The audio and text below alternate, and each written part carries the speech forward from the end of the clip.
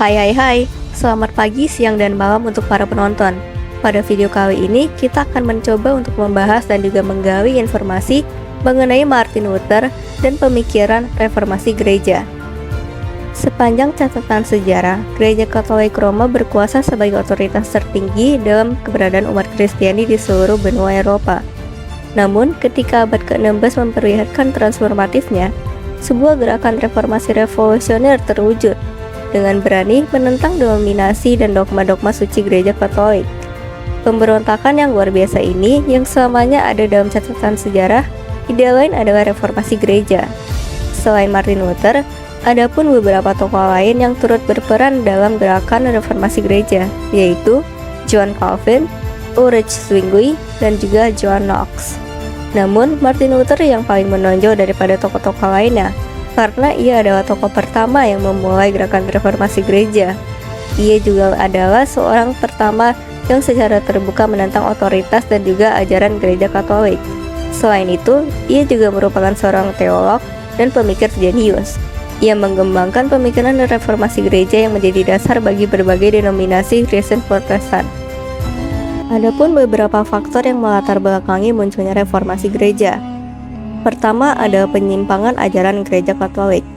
Reformasi gereja ini terjadi karena adanya penyimpangan terhadap ajaran Gereja Katolik. Selama masa itu, gereja terlibat dalam berbagai penyimpangan, termasuk penjualan surat pengampunan dosa dan juga korupsi. Menjual surat pengampunan dan jabatan dalam gereja bertentangan dengan ajaran Alkitab dan dianggap sebagai bentuk pelecehan dan pelanggaran kepercayaan. Lalu selanjutnya yang kedua adalah pengaruh Renaissance. Pengaruh Renaissance juga turut mendorong munculnya reformasi gereja. Karena Renaissance merupakan gerakan kebangkitan kebudayaan dan ilmu pengetahuan di Eropa pada abad ke-14 dan 15, maka gerakan ini membawa semangat humanisme yang mengutamakan akal budi dan juga kebebasan individu. Semangat humanisme ini mendorong umat Kristen untuk berpikir lebih kritis terhadap ajaran Gereja Katolik. Mereka berpendapat bahwa manusia harus mampu memahami ajaran Kristen berdasarkan akal budinya sendiri. Lalu yang terakhir adalah pengaruh nasionalisme. Pada masa itu, nasionalisme mulai berkembang di Eropa. Raja-raja di Eropa mulai menuntut kekuasaan penuh dan lepas dari pengaruh Gereja Katolik. Reformasi gereja ini memberikan kesempatan bagi raja-raja untuk melepaskan diri dari dominasi Gereja Katolik. Mereka dapat mendirikan gereja-gereja nasional di bawah kendali mereka. Pemikiran reformasi gereja didasarkan pada suatu prinsip, yaitu sola scriptura, yang berarti bahwa Alkitab adalah satu-satunya sumber ajaran Kristen yang benar. Martin Luther berpendapat bahwa manusia hanya bisa diselamatkan oleh iman pada Yesus Kristus, bukan oleh amal perbuatan. Prinsip sola scriptura mendorong umat Kristen untuk kembali pada ajaran Alkitab. Mereka berpendapat bahwa ajaran Gereja Katolik yang menyimpang dari ajaran Alkitab harus ditolak. Reformasi gereja ini memiliki dampak yang signifikan dalam kehidupan beragama di Eropa tentunya. Gerakan ini menyebabkan perpecahan dalam Gereja Katolik dan munculnya berbagai denominasi Kristen baru seperti Protestan, Calvinisme, dan juga Anabaptisme. Nah, sekarang kalian penasaran gak sih cara penyebaran reformasi gereja ini? Selama reformasi gereja, individu berusaha untuk mengubah cara gereja beroperasi dan mengkomunikasikan ide-ide mereka melalui percakapan dan materi tertulis.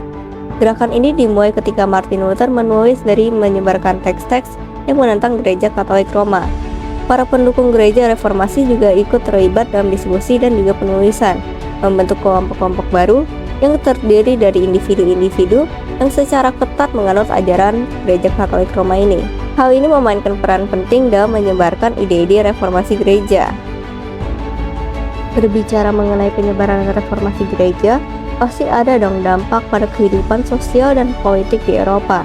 Salah satunya adalah perkembangan demokrasi dan juga hak asasi manusia.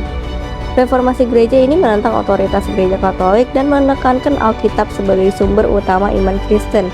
Keyakinan ini berkontribusi pada kebangkitan demokrasi di Eropa dengan mempromosikan gagasan bahwa setiap individu mempunyai hak untuk menentukan nasibnya sendiri. Pada akhirnya, keyakinan ini menjadi landasan konsep demokrasi, di mana kekuasaan suatu bangsa dipegang oleh warga negaranya. Lanjut kepada poin di mana reformasi gereja ini mendorong perkembangan hak asasi manusia. Reformasi gereja di Eropa ini mendorong bertumbuhnya hak asasi manusia dengan menegaskan bahwa setiap orang, apapun statusnya, memiliki hak-hak dasar yang harus dihormati. Hak-hak tersebut meliputi kebebasan mengamalkan agama, berekspresi, dan juga berkumpul dengan orang lain. Perspektif ini tentunya mendorong pengakuan akan pentingnya hak asasi manusia di Eropa yang mengarah pada penciptaan undang-undang dan konstitusi yang melindungi hak-hak tersebut. Sekian dulu pembahasan kita kali ini tentang reformasi gereja. Hal ini merupakan peristiwa yang masih sangat relevan hingga saat ini. Peristiwa ini mengingatkan kita untuk selalu merenungkan iman kita dan berkomitmen untuk hidup sesuai dengan ajaran Kristus, dan juga mengajarkan kita untuk berani melawan ketidakadilan dan berjuang untuk perubahan. Saya Kiara Bikuan dari kelas 11-2, izin pamit. Semoga bermanfaat dan Tuhan memberkati.